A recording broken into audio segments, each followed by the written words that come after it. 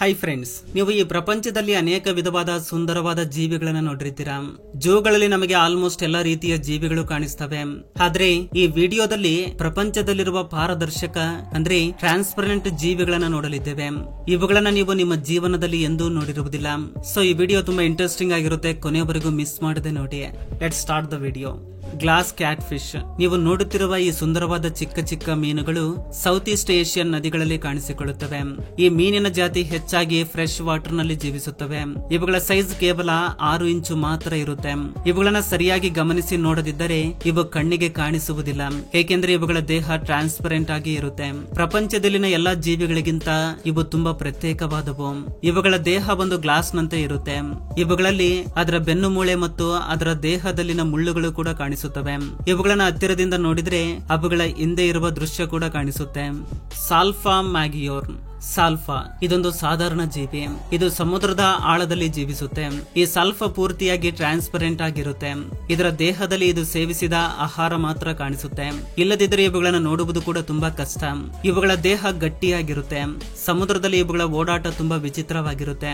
ಇವು ಹೆಚ್ಚಾಗಿ ನ್ಯೂಜಿಲೆಂಡ್ ದೇಶದ ಸಮುದ್ರ ತೀರಗಳಲ್ಲಿ ಕಾಣಿಸುತ್ತವೆ. ಈ ವಿಚಿತ್ರವಾದ ಜೀವಿಯನ್ನ ರೀಸೆಂಟ್ ಆಗಿ ಕಂಡುಕೊಂಡಿದ್ದಾರೆ. ಇದು 10 ಇಂಚಸ್ ವರೆಗೂ ಬೆಳೆಯುತ್ತೆ. ಇವು ಗುಂಪು ಗುಂಪಾಗಿ ಪ್ರಯಾಣಿಸ್ತವೆ. ಈ ಪ್ರಪಂಚದಲ್ಲಿ ತುಂಬಾ ಕಡಿಮೆ ಜನರು ಮಾತ್ರ ಈ ಜೀವಿಯನ್ನ ರಿಯಲ್ ಆಗಿ ನೋಡಿರುತ್ತಾರೆ, ಏಕೆಂದರೆ ಇದು ತುಂಬಾ ರೇರ್ ಆಗಿ ಕಾಣಿಸುವ ಕ್ರಿಯೇಚರ್. Glass frog. ಕಪ್ಪೆಗಳು ನಮಗೆ ಕಾಲುವೆಗಳಲ್ಲಿ, ನದಿಗಳಲ್ಲಿ ಹೆಚ್ಚಾಗಿ ಕಾಣಿಸುತ್ತವೆ. ಆದ್ರೆ ನೀವು ಇಂತಹ ಟ್ರಾನ್ಸ್ಪರೆಂಟ್ ಫ್ರಾಗ್ ನ ಯಾವತ್ತಾದ್ರೂ ನೋಡಿದೀರಾ? ಈ ಫ್ರಾಗ್ ನ ಮೊದಲ ಬಾರಿ ನೋಡಿದವರು ಇದನ್ನ ಗ್ಲಾಸ್ ನಿಂದ ತಯಾರಿಸಲಾಗಿದೆ ಎಂದು ಅಂದುಕೊಳ್ಳುತ್ತಾರೆ. ಇವು 1 ರಿಂದ 3 ಇಂಚಸ್ ವರೆಗೂ ಬೆಳೆಯುತ್ತವೆ. ಇವು ಹೆಚ್ಚಾಗಿ ಮಣ್ಣಿನ ಒಳಗಡೆ ಇರುತ್ತವೆ. ಕೇವಲ ಮೀಟಿಂಗ್ ಸೀಸನ್ಸ್ ನಲ್ಲಿ ಮಾತ್ರ ಹೊರಗಡೆ ಬರುತ್ತವೆ. Sea angel. ಫ್ರೆಂಡ್ಸ್, ನೀವು ನೋಡುತ್ತಿರುವ ಈ ಸುಂದರವಾದ ಜೀವಿಯನ್ನ ಸೀ ಏಂಜಲ್ಸ್ ಅಂತ ಕರೀತಾರೆ. ಈ ಜೀವಿ ಹೆಚ್ಚಾಗಿ ತಣ್ಣನೆಯ ನೀರಿನಲ್ಲಿ ಜೀವಿಸುತ್ತವೆ. ಇವು ಅಟ್ಲಾಂಟಿಕ್ ಮತ್ತು ಪೆಸಿಫಿಕ್ ಮಹಾ ಸಮುದ್ರದಲ್ಲಿ ಮಾತ್ರ ಬೆಳೆಯುತ್ತವೆ. ಈ ಸೀ ಏಂಜಲ್ಸ್ 2 ಇಂಚಸ್ ವರೆಗೂ ಬೆಳೆಯುತ್ತವೆ. ಇವು ಸಮುದ್ರದ ಆಳದಲ್ಲಿ ಜೀವಿಸುತ್ತವೆ. ಇವುಗಳನ್ನ ನೋಡುವುದು ಅಷ್ಟು ಸುಲಭವಲ್ಲ. ಇವುಗಳನ್ನ ನೋಡಬೇಕಂದ್ರೆ ಸಮುದ್ರದಲ್ಲಿ ಸರ್ಚ್ ಲೈಟ್ಸ್ ನ ಬಳಸಬೇಕಾಗುತ್ತದೆ. ಇವುಗಳನ್ನ ನೋಡಿದವರು ಇವು ನಿಜವಾದ ಜೀವಿ ಅಲ್ಲವೆಂದು ಭಾವಿಸ್ತಾರೆ, ಏಕೆಂದ್ರೆ ಇವು ಅಷ್ಟು ಸುಂದರವಾಗಿರುತ್ತದೆ. ಇವುಗಳಿಗೆ 2 ರೆಕ್ಕೆಗಳು ಇರ್ತವೆ. ಅವುಗಳ ಸಹಾಯದಿಂದ ಇವು ನೀರಿನಲ್ಲಿ ಈಜುತ್ತವೆ. Jelly fish. ಫ್ರೆಂಡ್ಸ್, ನಿಮ್ಮಲ್ಲಿ ಅನೇಕರು ಜೆಲ್ಲಿ ಫಿಶ್ ಬಗ್ಗೆ ಕೇಳಿರ್ತೀರಾ. ಇದೊಂದು ಟ್ರಾನ್ಸ್ಪರೆಂಟ್ ಜೀವಿ. ಇವು ಸಮುದ್ರಗಳಲ್ಲಿ ಹೆಚ್ಚಾಗಿ ಕಾಣಿಸ್ತವೆ. ಜೆಲ್ಲಿ ಫಿಶ್ ಗಳು ಎಷ್ಟು ಟ್ರಾನ್ಸ್ಪರೆಂಟ್ ಆಗಿರ್ತವೆ ಅಂದ್ರೆ ಇವುಗಳನ್ನ ಕಂಡು ಹಿಡಿಯುವುದು ಕೂಡ ತುಂಬಾ ಕಷ್ಟ.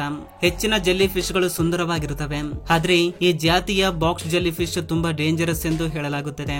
ಇವುಗಳನ್ನ 2 ತುಂಡಾಗಿ ಕಟ್ ಮಾಡಿ 2 ಭಾಗವಾಗಿ ಮಾಡಿದ್ರು ಕೂಡ ಇವು ಸಾಯುವುದಿಲ್ಲ.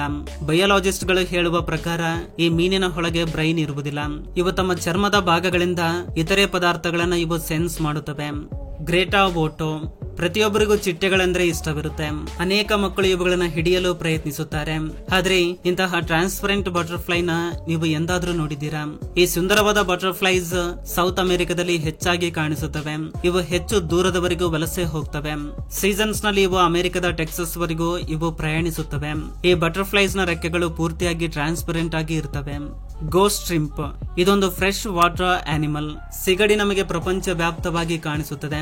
ಆದ್ರೆ ಸಿಗಡಿಯಲ್ಲಿ ಒಂದು ಜಾತಿ ಪೂರ್ತಿಯಾಗಿ ಟ್ರಾನ್ಸ್ಪರೆಂಟ್ ಆಗಿ ಇರುತ್ತದೆ. ಬಯಾಲಜಿಸ್ಟ್ ಇದನ್ನ ಗೋಸ್ಟ್ ಶ್ರಿಂಪ್ ಅಂತ ಕರೀತಾರೆ.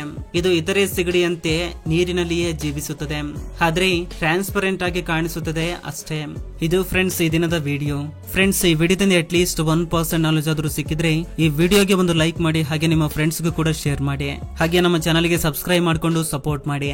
ಕೊನೆ ತನಕ ನೋಡಿದಕ್ಕೆ ಥ್ಯಾಂಕ್ಸ್ ಫಾರ್ ವಾಚಿಂಗ್.